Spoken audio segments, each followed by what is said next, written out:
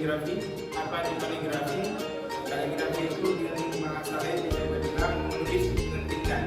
Kalau yang tindak, misalnya tindak semua kaligrafi, baik itu bahasa Latin ataupun bahasa Arab, masuk dalam kaligrafi.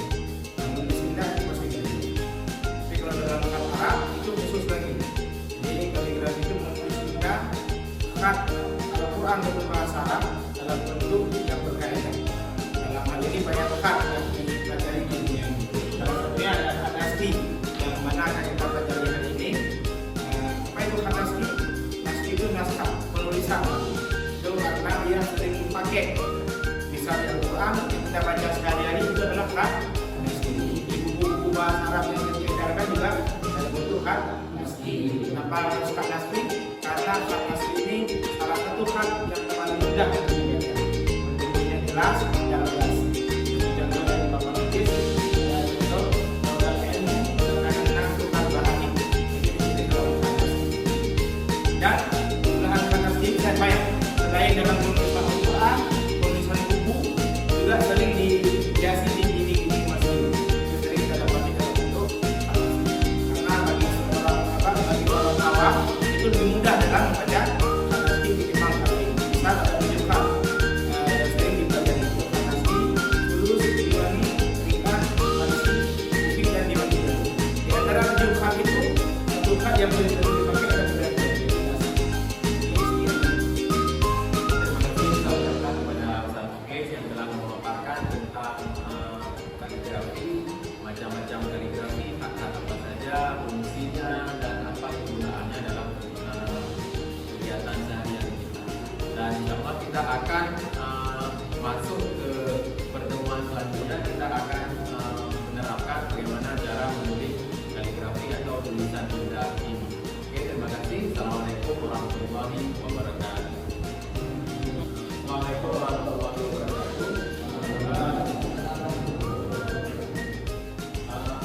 Kali ini, untuk pertemuan kali ini kita akan melanjutkan proyek kita, proyek kelima PPLA tentang topik kearifan lokal ya. Untuk kali ini tentang kaligrafi kita akan mengenal alat-alat yang dipakai untuk menulis kaligrafi beserta adab-adabnya dan bagaimana langkah-langkahnya. Dan untuk ini untuk ini akan dipaparkan langsung oleh Ustaz Mukis. Dulu bersama perjalanan bahan menulis hak, terlebih dahulu Ustaz kutip sebuah motivasi yang diberikan oleh Sayyidina Ali radhiyallahu, di mana ada itu difasil hak, tapi nama mengenal dari sini. Solusinya kita memperbagus tulisan kaligrafi. Hari lalu kenapa tidak di sini? Karena dimuliakan itu adalah bagian daripada itu berdiri. Jika kita termasuk orang berada, kita orang kaya, maka cukup kaligrafi sebagai hiasan bagi diri kita. Jika kita termasuk orang tidak berada, orang ada kemampuan, maka kaligrafi ini bisa menjadi salah satu pintu untuk menjadi diri sendiri. Maka ketika kita bicara strategi, langkah-langkahnya yang kita pelajari itu harus penuh dengan adab sehingga mencapai cita-cita yang dibilang oleh Nabi. Jadi salah satu adab dalam mempelajari kaligrafi itu adalah pertama kita kemudiannya berwudu dulu, karena kaligrafi ini ada kaitannya dengan ilmu Al-Quran. Jadi kemudiannya kita dalam belajar berwudu. Kemudian bahan-bahannya seperti kalam yang kita pakai, kalam khusus juga perlu dijaga perawatannya. Jangan sembarangan diletakkan, jangan diinjak-injak. Ya. Kemudian untuk media kertasnya, baik karton, kertas dan sebagainya, itu juga perlu dijaga dengan asal memungut. Jadi ada APS yang lupa di tong sampah, pungut tulis. Jangan, itu bagian daripada adab. Ya, oke. Seterusnya saya akan memperkenalkan kepada kalian macam-macam bahan dalam penulisan hak. Pertama kalam, ya. Kalam ini ada banyak jenis kalam. Jadi mulai dari jenis pulpen, produk pabrikan ya. Ini ada pulpen, pena hak, yang matanya juga sudah diproduksi untuk penulisan hak. Ini produk pabrikan. Kemudian ada juga yang jenis alam jali namanya. Ini juga pabrikan sebenarnya, cuma bahannya dari alam.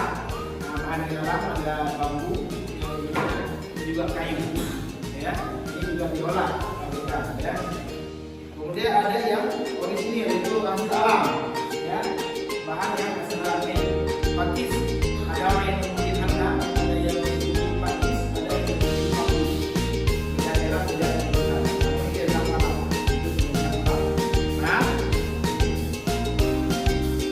ya ada kita yang digunakan ada berbagai macam jenis, boleh kita coba seperti ini, ada Jepang, ada Indonesia, warna adalah hitam, warna ini. Kemudian ada botol dan benang. Botol dan benang ini itu fungsinya untuk benang dalamnya. Benang itu fungsinya menetralisir. Jadi kalau nggak ada benang, diinjekkan dulu pada botol itu sebenarnya tinta yang melekat di kamu. Sehingga perlu ada benang. Kalau di pulpen ada hatinya, itu fungsinya juga sama untuk menetralisir dulunya tinta benang. Kemudian kertas, media kertas berbagai macam. Boleh media dalam bentuk PS untuk bagi pelajar, ya. Boleh media kartu bermanfaat. Kalau bagi orang kaligrafer yang mengisi masjid, mungkin medianya dinding, ya. Kalau kaligrafi kontemporer lagi ini medianya kanvas, dekorasi plan, jadi macam-macam bicara saat ini. Ayo, mari semangat ya.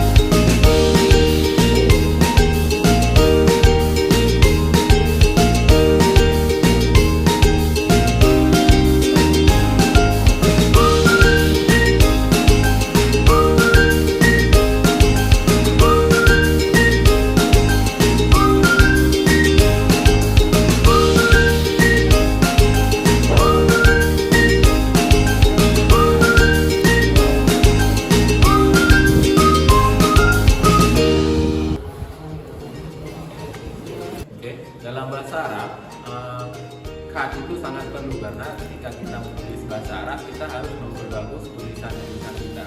Begitu juga kalau misalnya kita menulis berada yang harus kita tempelkan di dinding atau di rumah juga kita harus menggunakan. Coba diperhatikan baik-baik. Nah, pentingnya kita belajar Al-Quran hadis. Nanti supaya kita lebih bisa kita memahami ayat-ayat Al-Quran, maka kita juga harus belajar khat, yaitu kaligrafi. Dengan menulis huruf-huruf atau ayat-ayat Al-Quran lebih mempermudah kita untuk membaca Al-Quran. Jadi diinisiatifkan kepada Pak Usman untuk dilakukan penulisan Al-Quran dalam satu mushaf. Jadi dikenal dengan mushaf Utsmani. Tujuannya adalah untuk menyimpulkan membentuk satu bentuk mushaf supaya sama semuanya. Dan dalam hal ini pentingnya pembelajaran khat itu sendiri. Kaligrafi itu sebenarnya memiliki nilai jual yang sangat tinggi. Apalagi bagi mereka yang menghargai seni. Di situ tidak hanya dilihat pada seni yang indah saja, tetapi makna daripada kaligrafi itu akan memberikan nilai yang cukup besar. Maka nggak heran, kadang-kadang kaligrafi itu bisa dijual sampai 1 juta rupiah satu kaligrafi.